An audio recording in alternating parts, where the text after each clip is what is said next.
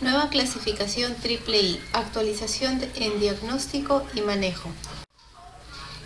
La ACOG dio una opinión de comité sobre el manejo intraparto de la inflamación intraamniótica, dando recomendaciones acerca del diagnóstico y tratamiento, en donde se establece que la inflamación intraamniótica, conocida también como corioamnionitis, es una infección del fluido amniótico, placenta, feto, membranas fetales o decidua. Hay una incidencia y factor de riesgo aproximada en donde vemos nosotros de que del 1 al 4% de embarazos a términos van a padecerla.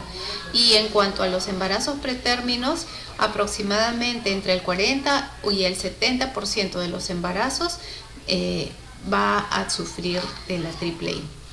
Los factores de riesgo van a estar considerados los trabajos de parto prolongado, RPM prolongado, tinción meconial, algunos patógenos del tracto genital y de la vagina, ¿no? Especialmente cuando hablamos del estreptococo del grupo B, el uso de alcohol o tabaco, alguna historia de infección intraamniótica en embarazos anteriores y monitoreo interno cuando se realiza, ¿no? Ahora, ¿cómo es que llega la infección a este lugar? Hay 4 posibles vías. Una vía va a ser la vía ascendente a través de la vagina. La segunda vía van a ser mediante procedimientos invasivos, como por ejemplo una amniocentesis. La tercera vía va a ser la vía retrógrada de la cavidad abdominal, como por ejemplo que la paciente esté padeciendo de una peritonitis. Y la cuarta vía es hematógena, ¿no? A través de la placenta. La microbiología va a ser variada. Puede estar causada por bacterias, virus o hongos. Entre las bacterias tenemos especialmente al estreptococo, también tenemos como virus al adenovirus y la cándida, especialmente como hongos. Pero hay un sinfín más de bacterias o microorganismos, ¿no?, que podrían estarlo causando.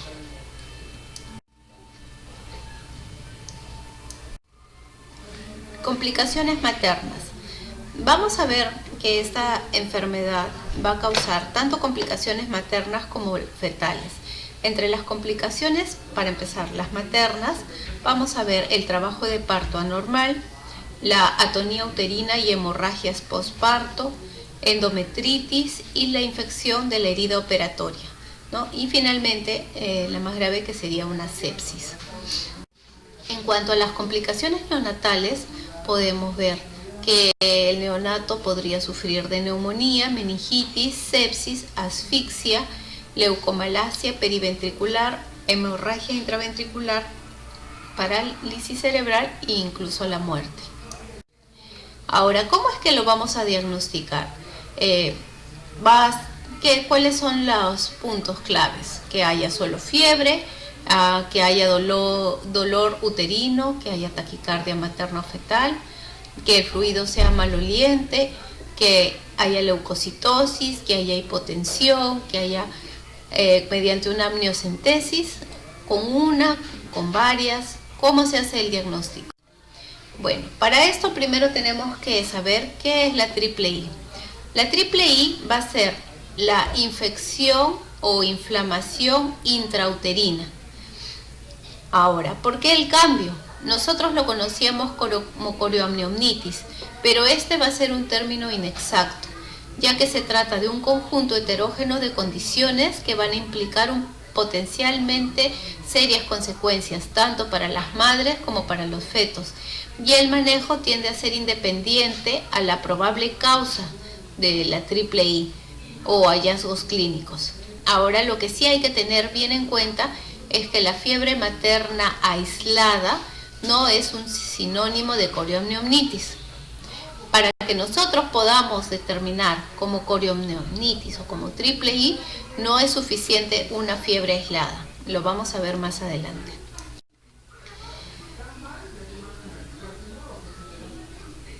La coriomiomnitis, previo a nuestra clasificación IIII, se diagnosticaba por fiebre más uno o dos de los siguientes puntos.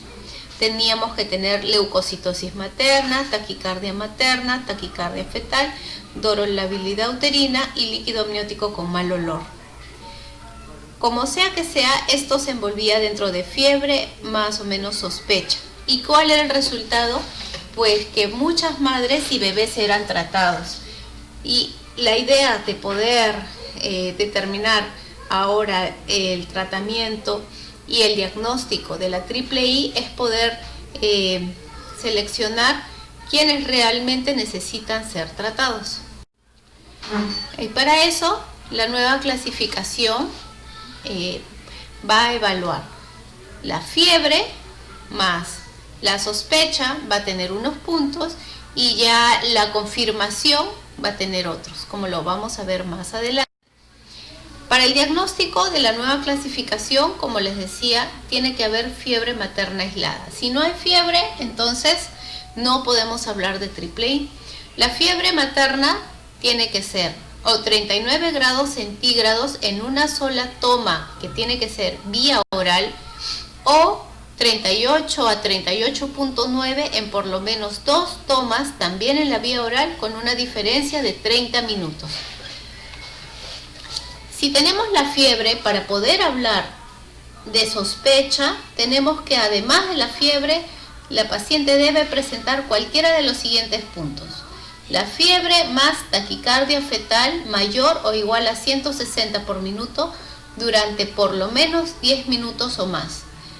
La madre debe tener leucocitosis más de 15.000 en ausencia de corticoides. O debemos estar observando fluido purulento proveniente del cervix. Con cualquiera de estos 3 puntos, más la fiebre documentada, sin tener un cuadro clínico aparente que me pueda estar ocasionando la fiebre, entonces yo ya puedo hablar de una sospecha de infección intraamniótica.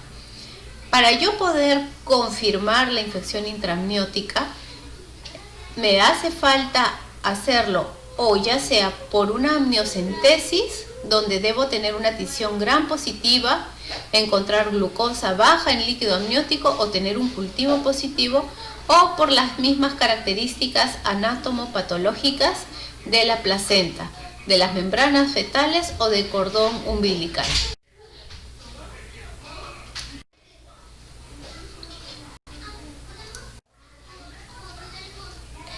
Para yo poder hablar de fiebre materna aislada, primero debo de descartar algunas causas que me la pueden estar originando, como haber usado anestesia epidural, haber usado prostaglandinas, que la madre esté deshidratada, que esté en un ambiente caliente o que sea hipertiroidea. Y la temperatura tiene que ser tomada de forma oral para poder diagnosticar la fiebre.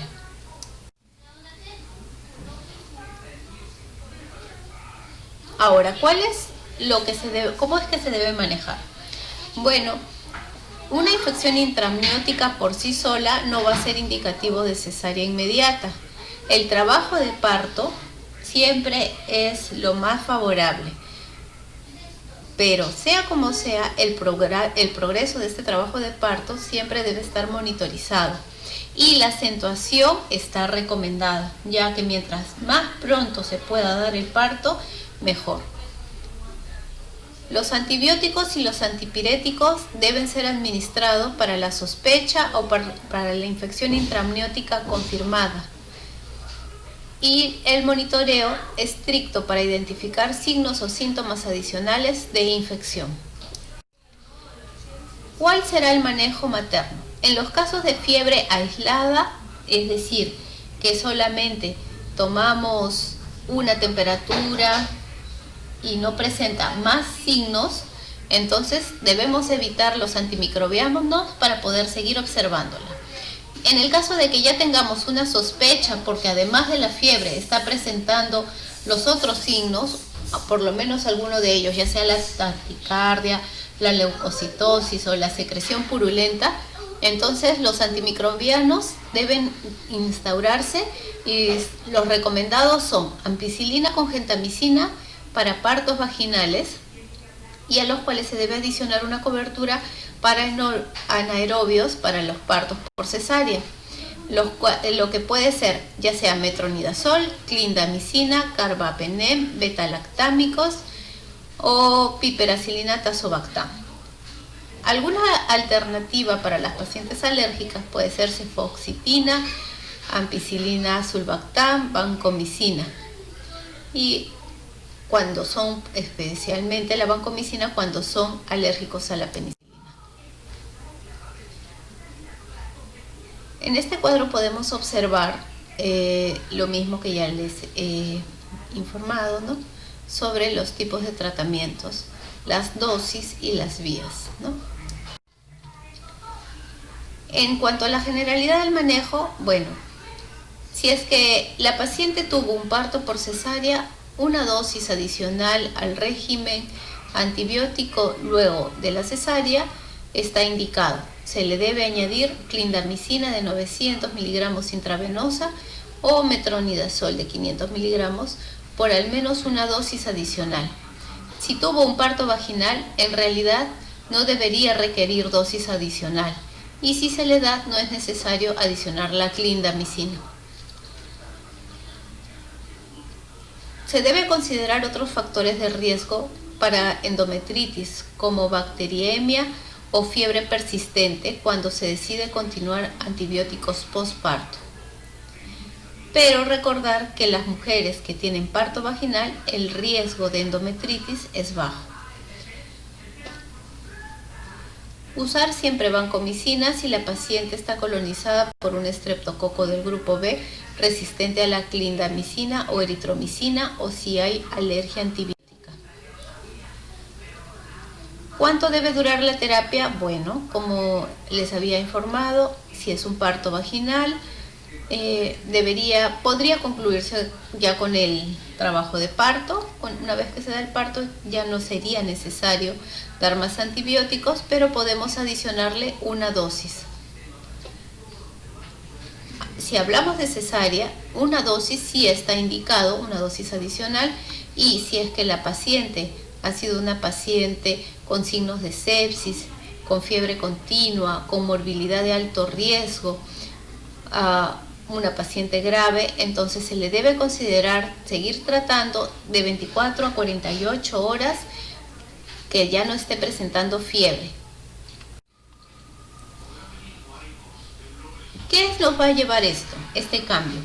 Este cambio, de todas maneras, la intención es un mayor cuidado de la madre y de los neonatos, ya que puede disminuir el riesgo de sobretratamiento, lo que va a llevar a incrementar el vínculo materno, a disminuir los costos y a disminuir los riesgos de los efectos adversos, y puede disminuir las complicaciones materno-neonatales. Gracias.